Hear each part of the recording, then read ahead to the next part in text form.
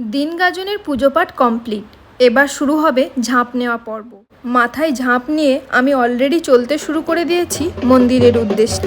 আর যে দাদাটার ঝাঁপ নিয়েছিলাম সে প্রণাম সেবা খাটতে খাটতে আসছিল, আর আমাকে তার ঠিক 2 হাত আগে আগে আসতে হচ্ছিল। তার থেকে কখনোই আমার পেছনও চলবে না। ঝাঁপ নিতে গেলে শাড়ি, সায়া, ব্লাউজ সব কিছুই নতুন পরতে হয় এবং তার মধ্যে কোনো কালো জিনিস থাকা চলে না। শাড়ির আঁচলটা ভিজিয়ে নেবার পর প্রথমে মাথায় ঢাকা দিতে হয়, তার ওপর ঝাঁপটা রেখে বাকি আঁচলটা দিয়ে ঝাঁপটাকে ভালোভাবে ঢেকে দিতে হয়। ঝাঁপ নিয়ে মন্দিরের কাছে পৌঁছে গেছি। এবার মন্দিরের চারিদিকটা 3 পাক ঘুরে নিতে হবে। ঘুরে নেওয়ার পর ঝাঁপটি মাথায় নিয়েই বসে থাকতে হবে যতক্ষণ পর্যন্ত না ওই দাদাটি আমার মাথা থেকে ঝাঁপটা নামিয়ে দেয়।